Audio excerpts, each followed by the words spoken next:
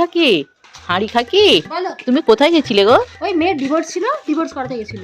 বাবা, তোমার এত আনন্দ মেয়ে ডিভোর্স করাতে গেছিল বলে? অনেক দিনের চিন্তা ছিল কবে ডিভোর্সটা সম্পূর্ণ হবে, আজকে হলো। এবার ঠাকুরের কাছে একটু পুজো দিতে যাবো, রাত্রেবেলায় আমাদের ঘরে খাসির মাংসের ফিস্টি আছে, সকালে খাসির মাংস খাবো। কাল থেকে মেয়ের হাতে শাঁকা পাড়া সিঁদুর কুদুর সব মুছে দেবো।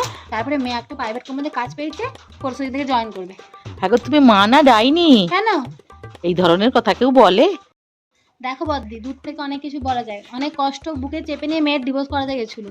তুমি জানো নি, শ্বশুর শাশুড়িরা জ্বালিয়ে পুরো শেষ করে দিত মেয়েটাকে।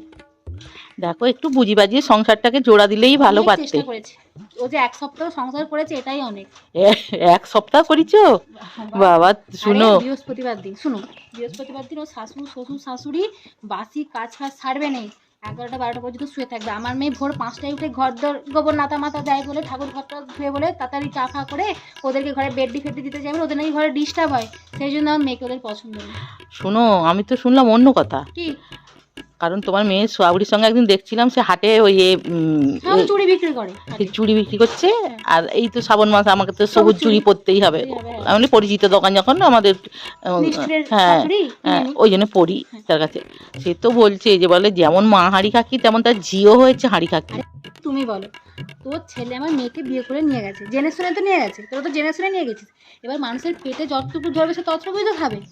এবার ওর শাশুড়ির কথা হচ্ছে এক হাঁড়ি ভাত আমার মেয়েকে খেতে হবে, সে বলে যে আমি 1 কাপ খাবো, সেইটা নিয়ে অশান্তি, সেইটা নিয়ে অশান্তি। ওইটা তো, ওই কথাটা তো বললো নি, বলে যেমন মা হাঁড়ি খাকি, মা যেমন বাপকে ওই না তো দিয়েই কম খায় লুকি লুকি খেয়ে নেয়, আর তার মেয়েও হয়েছে। আমরা না, উল্টে দিয়েছে, সব কথা উল্টে দিয়েছে, কথাগুলো হবে সব উল্টো।